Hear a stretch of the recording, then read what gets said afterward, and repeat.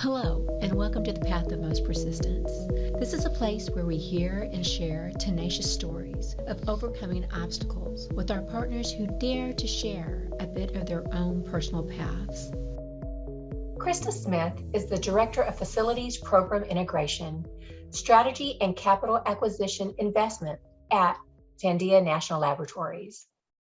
She is responsible for long-range facilities and congressional line item program strategy and portfolio management.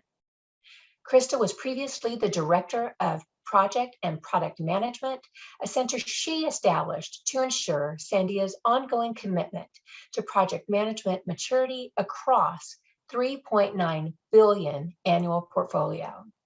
She has held many different roles since joining Sandia in 2004. Including 3 senior manager roles in the Corporate Project Management Office, Procurement, and Supply Chain Integration. Prior to Sandia, Krista was the operations manager for a branch of the international engineering firm and a program coordinator at the University of New Mexico School of Health Sciences.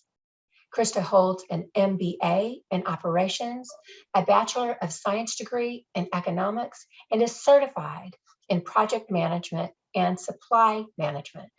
She is also a certified teacher for David Allen's Getting Things Done productivity methodology.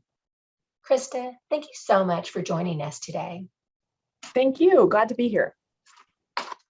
So we have recently been introduced to each other through a common colleague who I think we both have high respect and regard for, Krista Jackson. And I thank her for that because she does such a nice job of linking networks.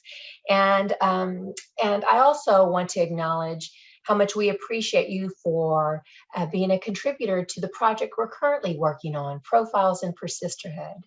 And as you know, that's a project that we are creating, we're developing to celebrate International Women's Day next month.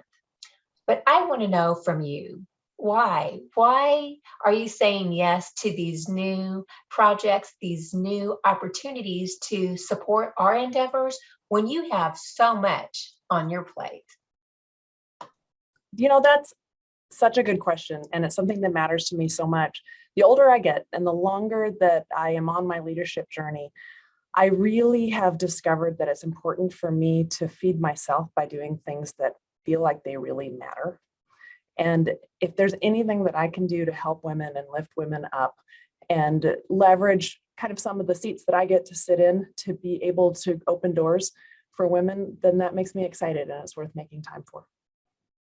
Krista, what is it about lifting others up? What is it about fulfilling ourselves in this way? Because I think as we all go through our lives, the different chapters and just the different experiences we have, some of us eventually get where we hope.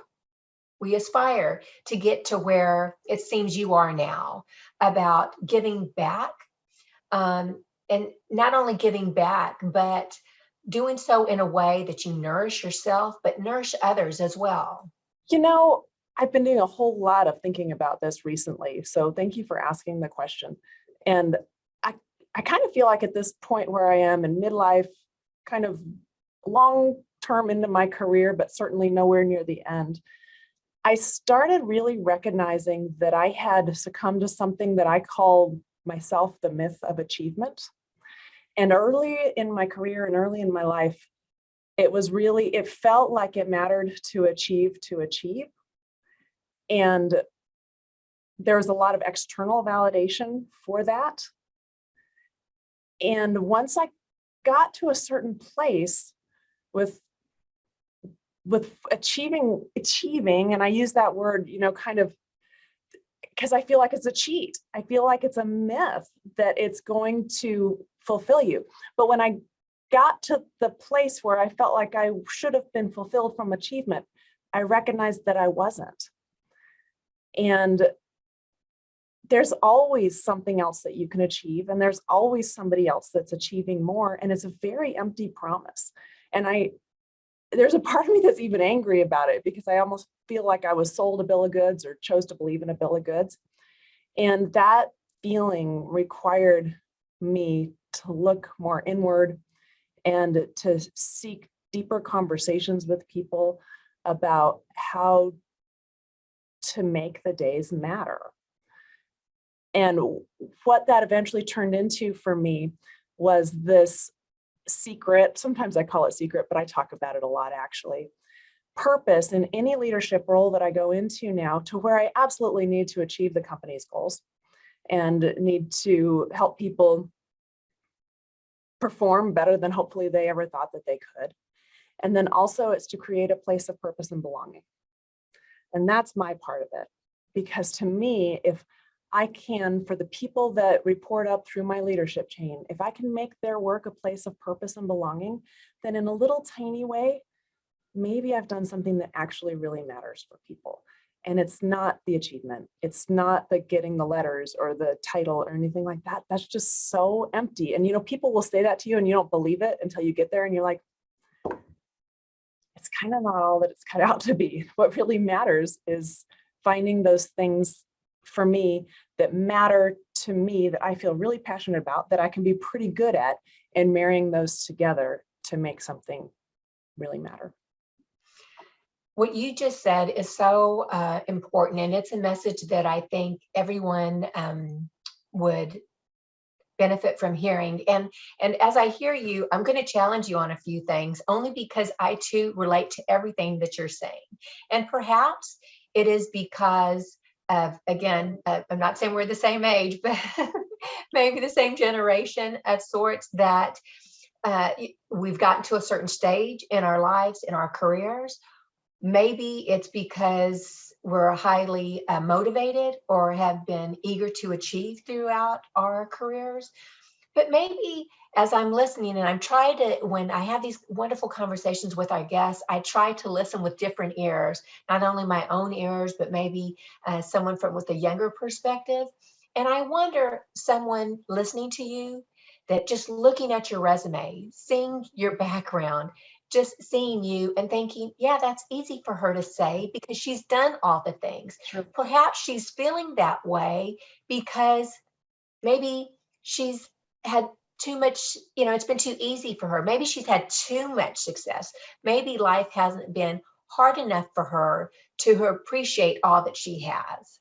So I say that to you, not that I'm in agreement with that perspective, but really because I'm opposed to it. But I know that that's a conversation that people have when individuals like you, me, they say, well, maybe you've just had it too easy.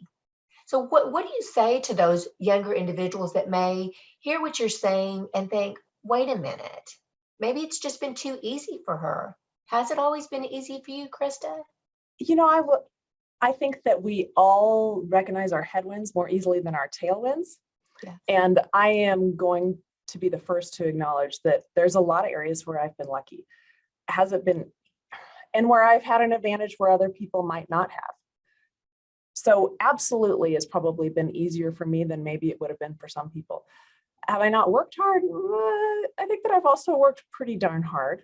Yeah. And I think that for our people who are earlier in their careers, I totally get that. And I think that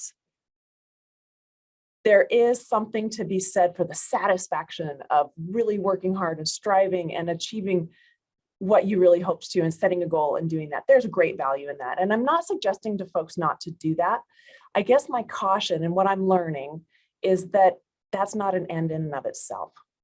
Once you get somewhere where you've got the doors open and you might have the ability to open doors for others, the far more satisfying thing to do in that situation is then look to open those doors and to make it matter at a deeper level, because there's not that inherent feeding from the achieving that just doesn't last forever.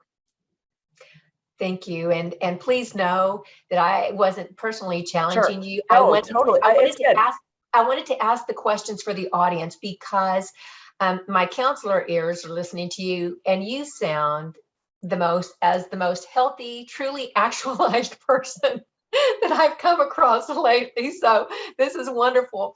And I want to acknowledge that even if you have been fortunate in whatever your experiences have been, maybe you haven't had as many obstacles as have others, but that's not to diminish what you have done. So please know that I want to acknowledge that your life, your experiences, as you've experienced them, as just as worthwhile as anyone. So thank you for allowing me to dig a little bit deeper with you.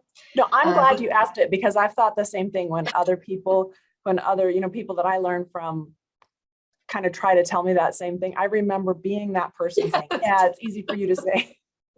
Yes. So I wish there was a way to say it better, to where the people who are earlier in their career who haven't just gotten that feeling can actually absorb it. If you figure out a way to say it, help me.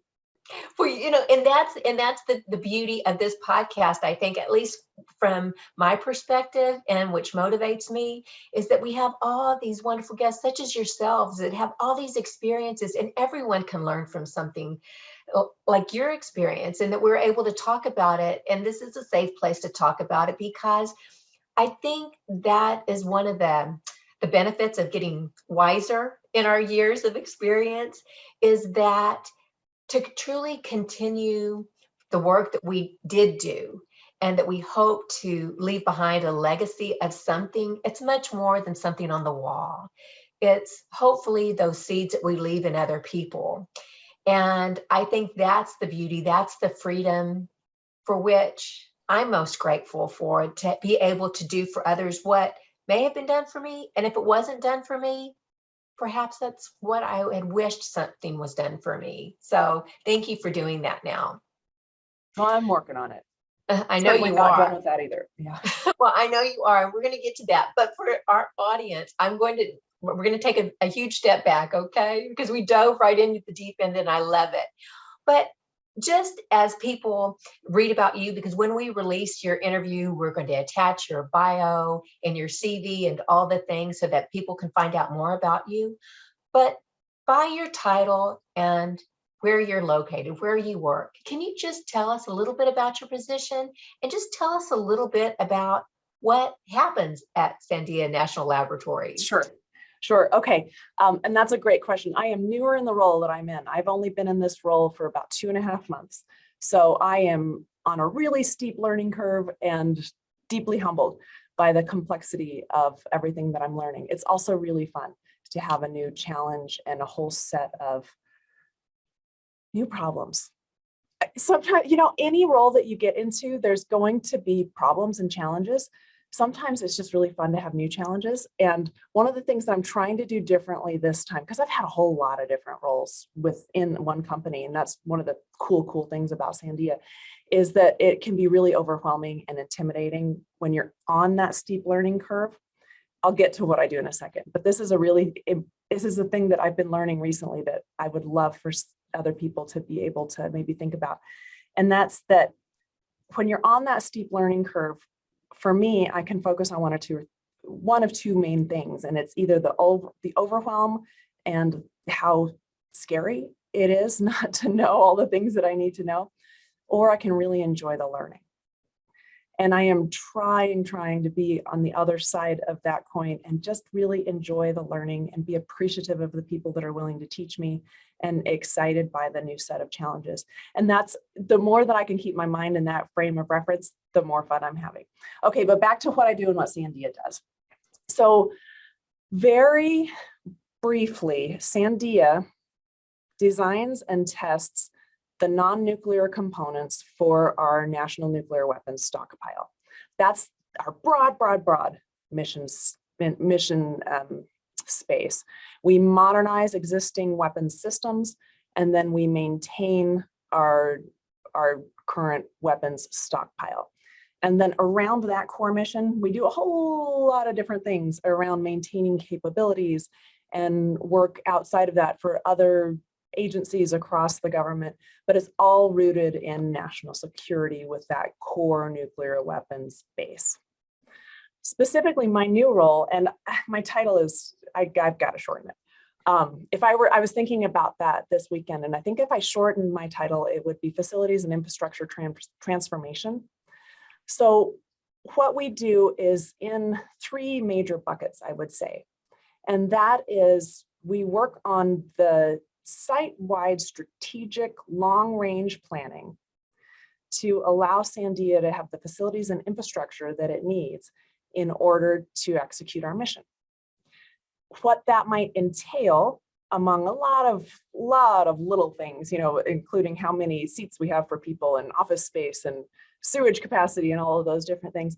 But also we think about the critical capabilities that we need to be able to have in order to test components and to do the engineering that we need to do. And the facilities are hundreds of millions of dollars. And to do that kind of planning for a facility that's that big and massive, some of them even go up into the billions, it takes years and years and years and years of planning to get something like that approved and advocated for and through a federal government system, because those facilities that support these key engineering capabilities end up being congressional line items on the actual annual United States budget. And you could imagine just the complexities of securing that funding, getting it actually deployed in the budgets, and then the complexities of planning for and actually building those types of buildings. So that's one component, or a couple different components. And then the final one that's kind of an interesting add-on is that my organization is also responsible for transforming Sandia National Labs, this kind of stodgy, old-timey, traditionalist lab, into a hybrid workforce. And that includes everything around the facilities and the infrastructure and the culture and the policies and the toolkit that our folks need to be successful. So several things. So first of all, congratulations on your new position. Thank you. How wonderful. And I love that you've had so many leadership roles within an organization, because to me, especially the breadth and depth of Sandia, there seems like so many capacities. Someone could spend their entire career and do something amazingly different within each change. So that, I think, is to your credit. I want to know, as far as being in those last comments that you made about, transformation, transforming, adjusting something that has been established, an institution, in other words, that has been so ingrained into a certain culture. What have been some of the big obstacles with that in transformation and adjusting, pivoting, but also what have been some of the big wins for you guys in your efforts? So, change management, we all learn about it probably earlier in our careers, and you go through a class in your early leadership and you're like, I got it, change management, totally cool. It's so hard. I mean, I would caution anybody that is jumping into a major organizational change that's going to cross a big enterprise, never to underestimate the challenge that's in front of you, not to be intimidated by it, but maybe even give yourself a little bit of grace. Because if you jump into it thinking that it's like easy peasy, at least my experience is that it'll bite you. But I can say that, so you asked some of the challenges and then some of the things that have been bright spots. I won't say it's the biggest, but I'm going to say that one of the things that keeps coming up, and it's coming up a little bit less, but at the beginning of our recognition that we're going to need to catch up with the rest of the world if we're going to have a workforce, and be able to allow people this flexible work-life place flexibility in where they choose to work, and if they don't want to come into the site every single day. And really, for us to be competitive, it became clear that we need to lean into that. And also because our facilities and infrastructure was taxed far beyond what it could reasonably bear, is that the folks who had been really, really successful in the current or old environments had a really, really hard time seeing how we could be successful, or how other people might be able to be successful in something that felt so radically different. And generally, the people that are most successful in the old environment are the people that are in the highest level leadership positions, because it's worked for them. They've been very successful. They've climbed through the ranks and they've demonstrated that that style works. And that was kind of an aha, because I couldn't figure out, I thought that they were just kind of digging in their heels and not wanting to change. But until I recognized that it's because that style's worked really well, that they're holding on to it so tightly. that we started out at a labs level, having the conversation of do we or don't we lean into a hybrid work posture. And people would say, oh, well, we worry about innovation and we worry about culture and how we're going to hold on to those things. And therefore people need to come into work every day. And not until we could evolve the conversation into, we need to move into a hybrid work environment. And how are we going to grow different muscles and different approaches to do those things and to maintain those things, or maybe to do them differently, that are harder in a virtual environment, like the innovation and like the relationship connections and the building new culture, onboarding new people. How might we think about different ways to set our intentions so that when we are coming on site, we know it's to collaborate and we're intentional about innovation and we create those haphazard connections intentionally rather than haphazardly. And it's a mind shift of thinking about it so differently while accepting that we have to go there. I think that transition was really hard and really critical, and we're over that hump most of the time now. I think some of the bright spots is focusing on the opportunity space, because it's so easy when we're in a transition to focus on the loss part of it. You know, any transition has a, William Bridges' work talks about the anatomy of a transition, and it starts out with a loss. And then there's this neutral zone or the messy middle, and then there's the new beginning. And in any transition, it's so easy to get stuck in that loss phase.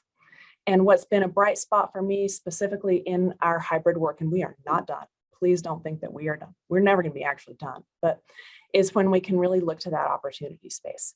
And we can think about the threat that across the entire country, people are able to recruit our workforce. Or we can think about the opportunity and say, hey, we can recruit a workforce across the entire country and not have congested gate traffic. One of the big things that we have to do when we come on site, we have to wait forever in line to get onto a military base, and it's awful. Not have horribly congested parking, have more life flexibility, be home in the afternoon when the middle schoolers get home and all the shenanigans start. You know, I mean, there's so much opportunity in that. And when we can focus on what it brings to us rather than what it might take away or the fear, is fun. I love that. You know, you speak a lot of, especially in this area of change and leadership, and I'm wondering where that all merges. As far as leadership skills, the ones that you've had to really hunker down on, utilize your own skill set within leadership and those around you, what are those characteristics that you have found, not only within yourself, but within others, that you really look for, you really lean into?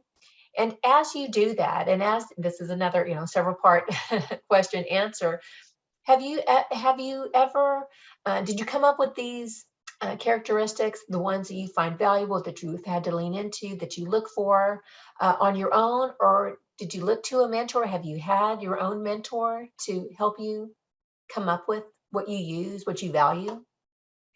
Okay, so the first part, I'm going to answer your last question first because it's the easiest way to answer. I have had many mentors and many sponsors and a leadership coach and peers that teach me. I have been incredibly fortunate, I would say, to have people around me that are willing to invest.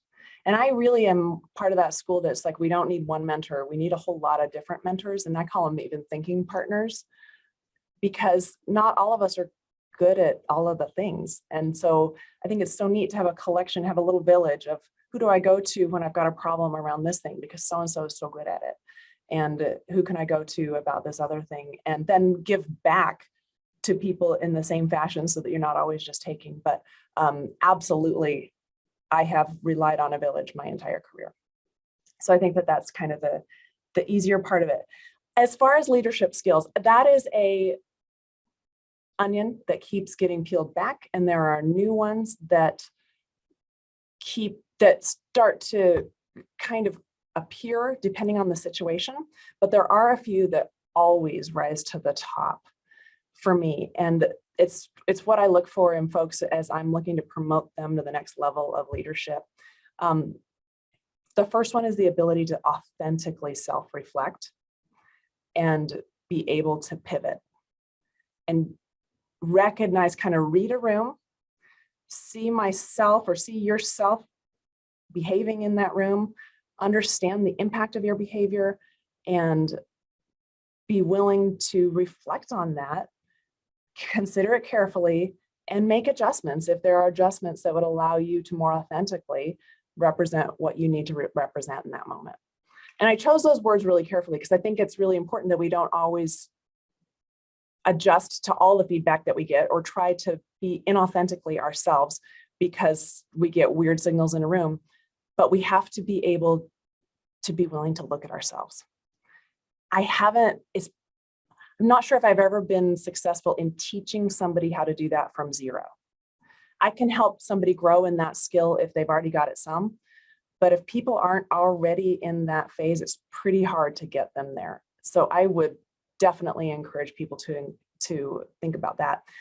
Another one that bubbles up to the top for me is that I always look for leaders that see leadership in and of itself as a discipline worthy of study. So a lot of us have subject matter expertise in things that are not leadership. And some folks think that they are leading people kind of as an aside, and their real thing is their area of subject matter expertise. I'm looking for folks that see leadership as worthy of being an area of expertise and who are willing to think about it and study it and listen to podcasts and talk to people and continuously learn, because it is wicked hard. Like, understanding the complexities and nuances of leading people, like, you never finish. And if you're willing to continue to learn, I think that that's special and important. Well, you just spoke my lab language because my dissertation was on leadership. So awesome. I've got to read it. So I love that. Thank you so much.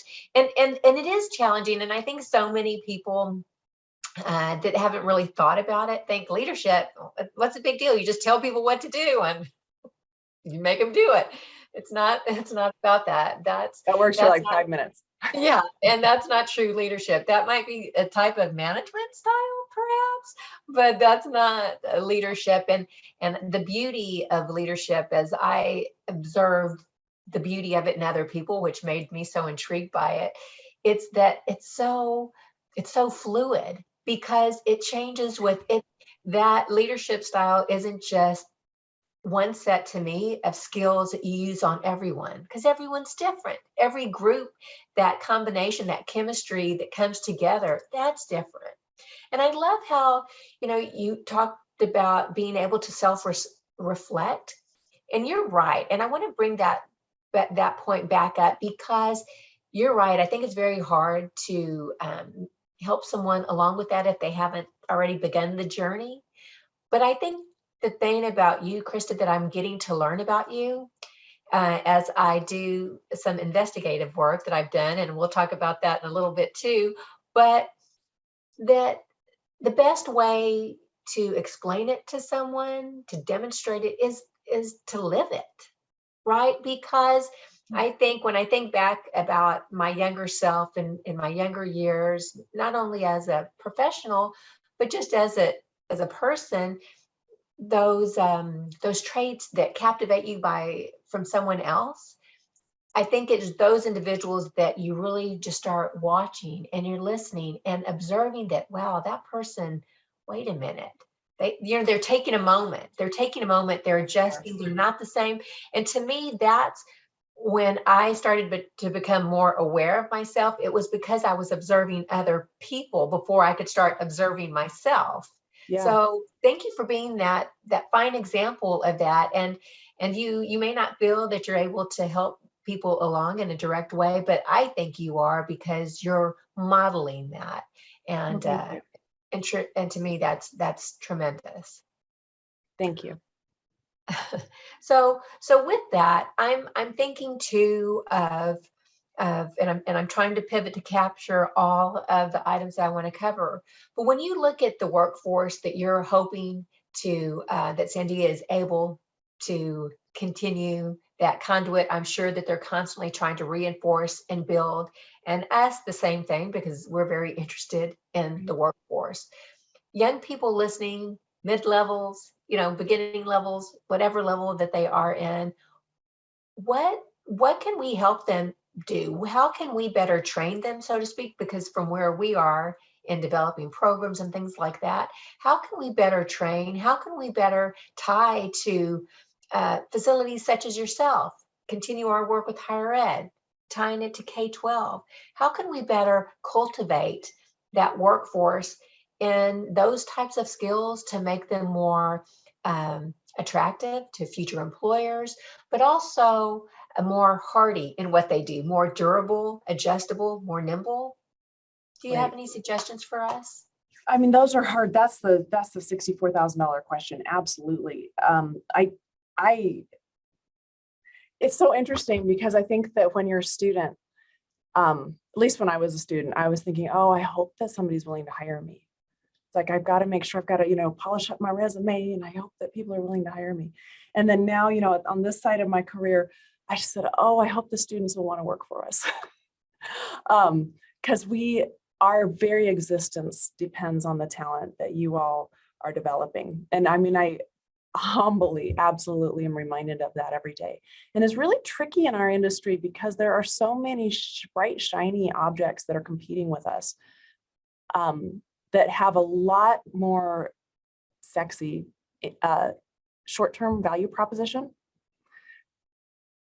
That tons of stock options and tons of dollars and a lot of downside that people don't usually think about or talk about at that beginning, but it's so exciting when you're coming out of school to be looking for those things that seem immediately rewarding and immediately tangibly satisfying. And I don't blame people for that. To the extent that we can help folks really look at the long game, or being willing to explore the long game after that first opportunity that turns out to actually kind of suck, even though it came with a lot of bright, shiny things.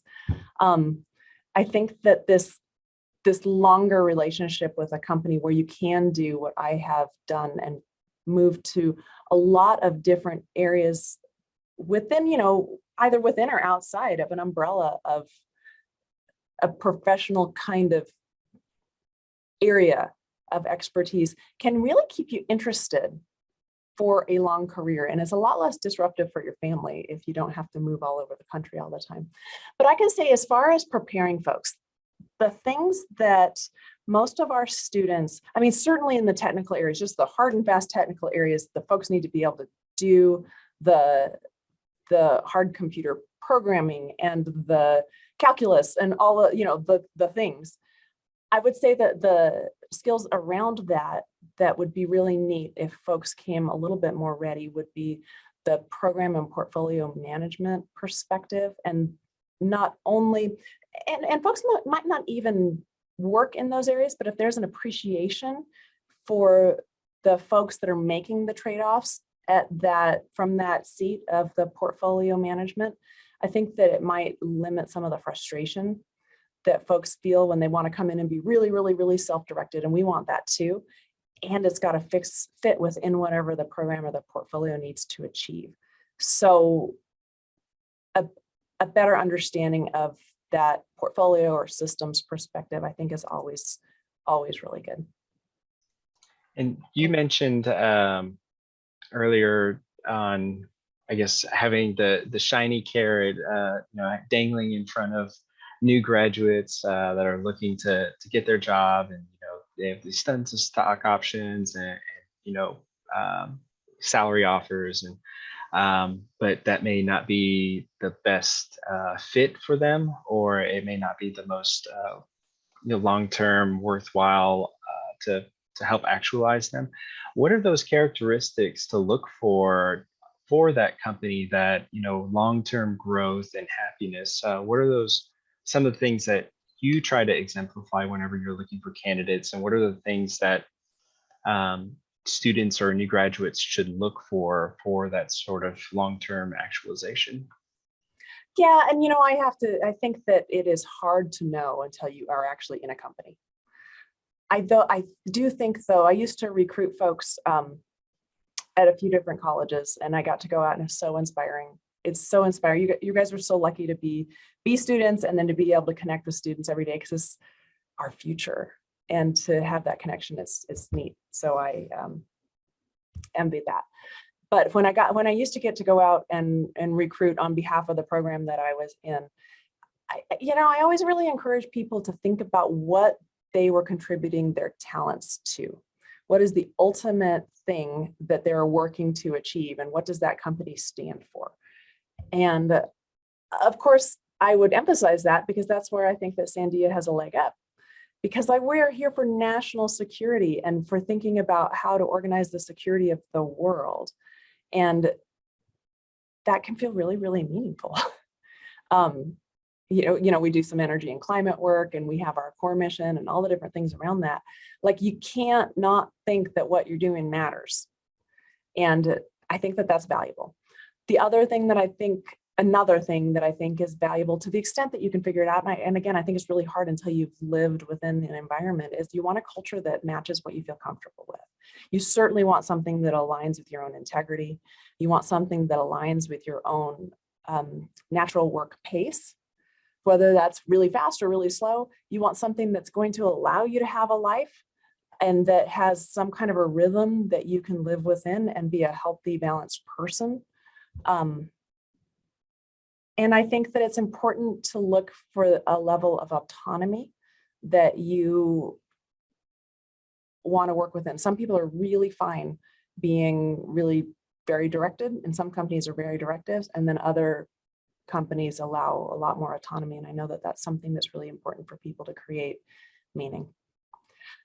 I think internships are probably really valuable for starting to see that, and then being willing to adjust and change, and being curious once you're in a company to watch and wait before you make a conclusion about what the culture is. Hopefully you understand what the ultimate purpose of the company is early on. But if not, that's a worthy thing to figure out. And then, make a change if it's not a good fit after a reasonable period of time. And sorry, follow-up question. So say you're a student that gets into this environment that isn't quite what they're looking at. How does one either change the culture to kind of have a better environment for themselves, or how do they adjust maybe their sight on I guess a better work environment to help them see that position as a long-term actualizer? There's probably not one specific answer. Some things that I think are reasonable to try are, if there's a mentor or a manager that you trust, I think that it's great to talk about it and ask questions and be genuinely curious, because sometimes it can be a misunderstanding. I know that sometimes when students or really early career people come in, at least in our environment, we don't have enough good processes in place to allow them to get up to speed really fast. And they're very reliant on creating relationships and building that network so that they can maneuver well within our system. And that period of time, at least at our company, until they have a big enough network, can feel really, really frustrating, because our students come out of school, or our early career people come in and they want to contribute right away and be awesome and work on really juicy stuff right away. And we try really hard to do that, and we just haven't done a great job at having that in place. But if you find yourself, so I guess the first thing is be curious, because it could take a minute to truly understand the culture that you're in. And at least our company, I'm sure there's many companies that move faster than ours. Like, it takes time. And I've got 2 teenage boys, and they are used to living their life in TikTok videos. And they're so fast that we're just not able to go that fast yet. So be a little bit patient. Seek to understand, seek to build the networks with the people that can connect you with the work that you want to do. I think that can be really important, because it's not always your specific boss that has the work that's the thing that makes your heart sing. But if the work needs to be done somewhere near you, and if you can find it out and kind of connect to that, then I think that you might have the ability to find something that's a little bit closer to your heart. And then after you feel like you've given it enough time, I think that it is okay to change. I mean, don't stick with something if it's making you absolutely miserable. Sometimes just changing departments in an organization can completely change a person's experience, because like a company has a culture, but then all of the layers beneath the top of the company have their own culture. And so sometimes just something that feels like a small shift can change your entire world. I love that. Yes, that's so true. Even at a university setting, from personal experience, I can tell you that's absolutely true amongst departments, amongst colleges, just working groups within the same department. The culture can vastly change and be totally different depending on who you work around and who your manager or supervisor is. That's such an important message. I think that people need to hear is, once you're in a role, that doesn't mean that's the indicative of what the company as a whole looks like, so I think that's really awesome. So thank you for that. Going back just a little bit, you had mentioned about, sometimes whenever you're doing this huge organizational structural change or, change in the culture, there's these ups and downs and there's this like slump.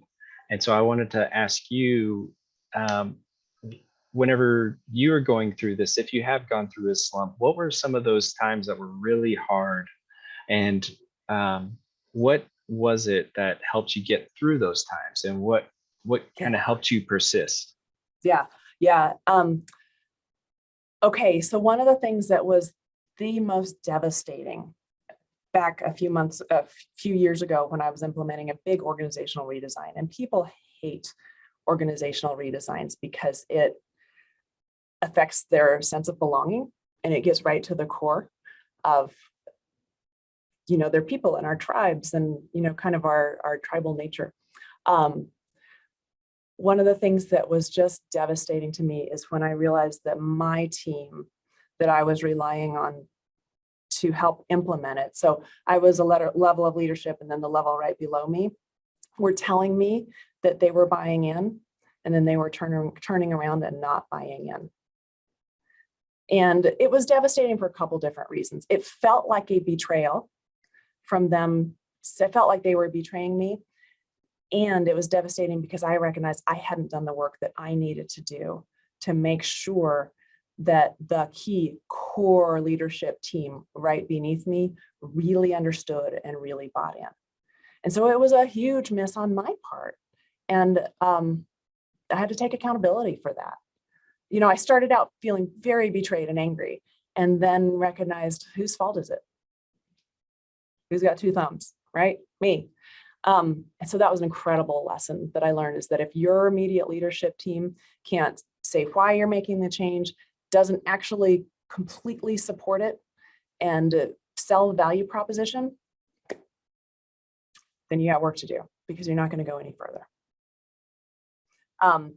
And then you asked persisting through that.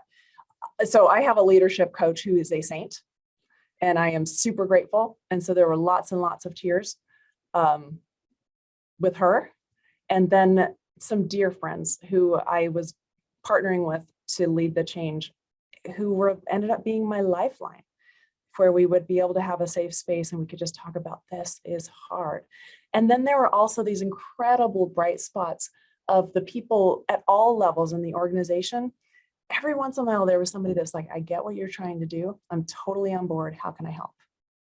And like, it gives me goosebumps to even say that right now, because when folks don't realize the power that they have at every level in the organization. And if your leader is trying to do something super hard and you truly do get it and you're truly willing to help, like, you could be a bright spot in their month.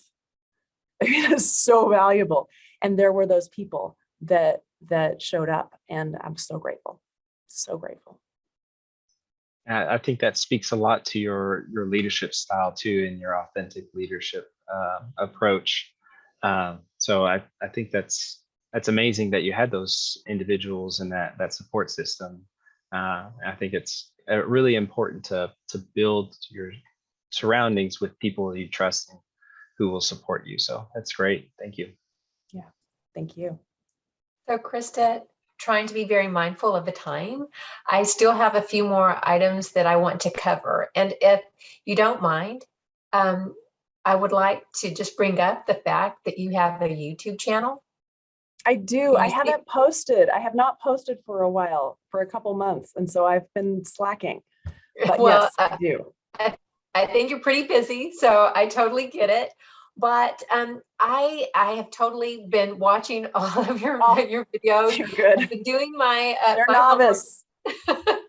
No, I appreciate it. And what I appreciate about it, because not only do I enjoy listening to podcasts, I do enjoy some YouTubers, and you are a new favorite. But what I really appreciate about yours, it is consistent with what you're speaking of today.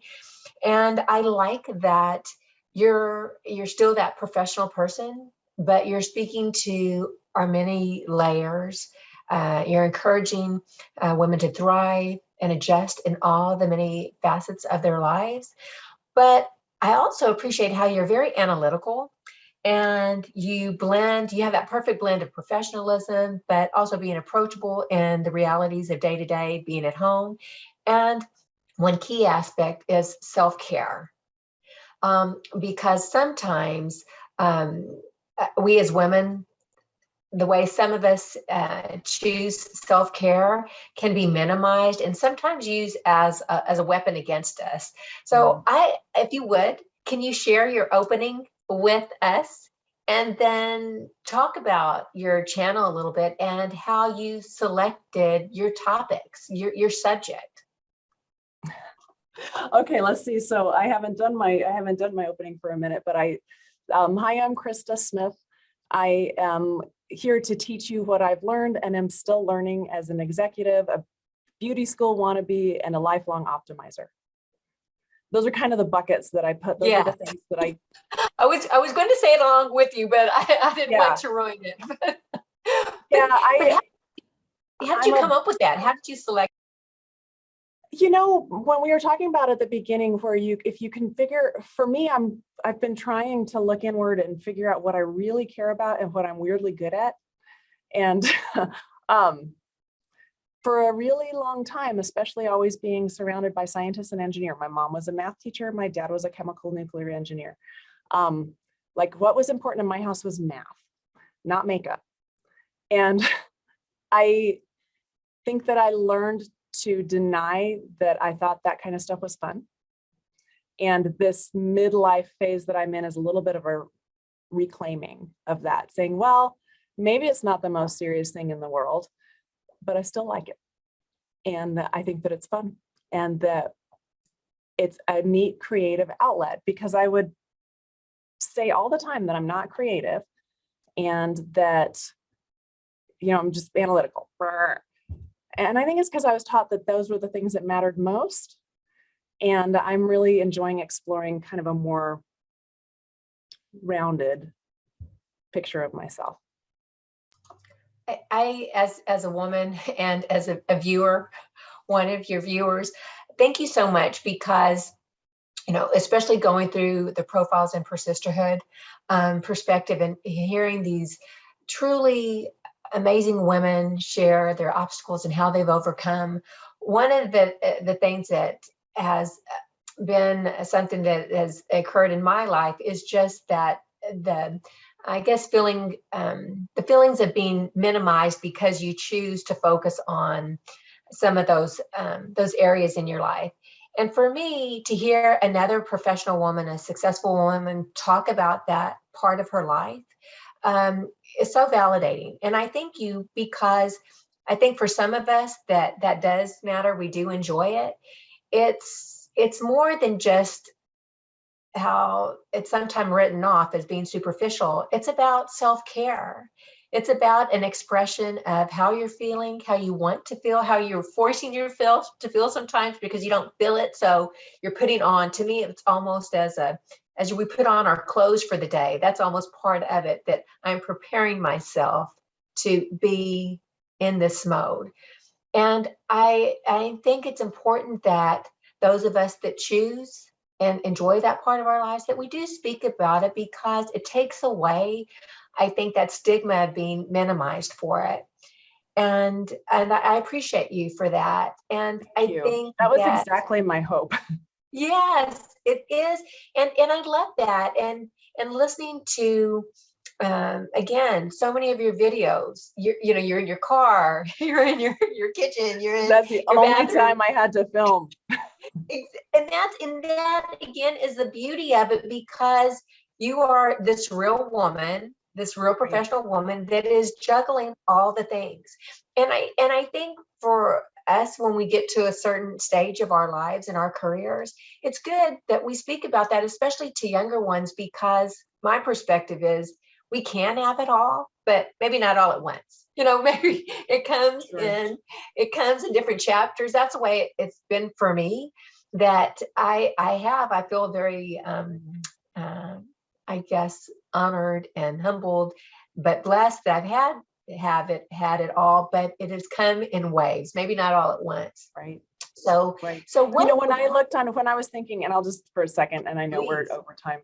I'm actually late to my group experience mentor meeting.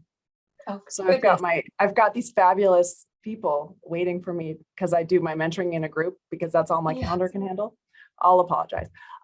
So when I was looking at my YouTube, when I was kind of thinking about this YouTube crazy thing, is that I was able to find things on leadership, and it was all the people that were very serious, and they were like, very serious.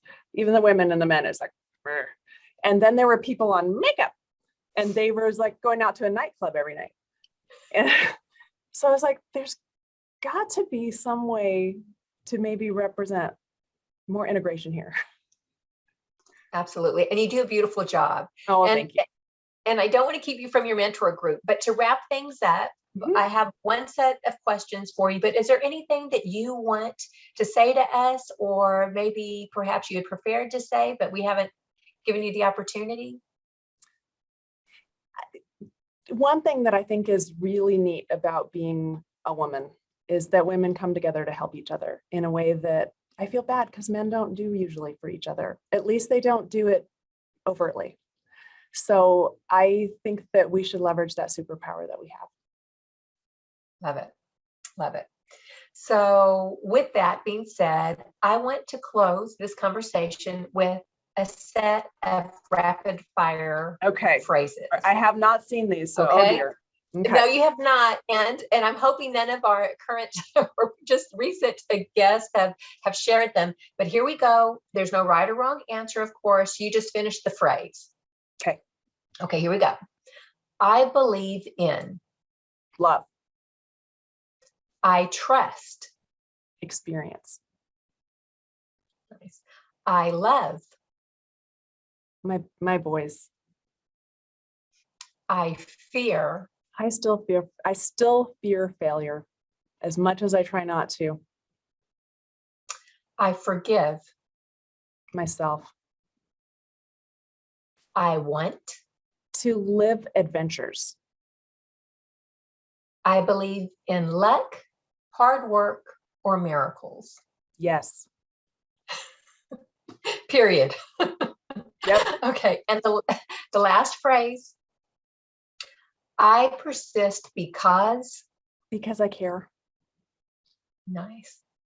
Krista, it was such a joy to have you on with us today. Thank you so much for your time. I hope that we can stay connected, and the next time you're in College Station, Texas, that you come by and visit us.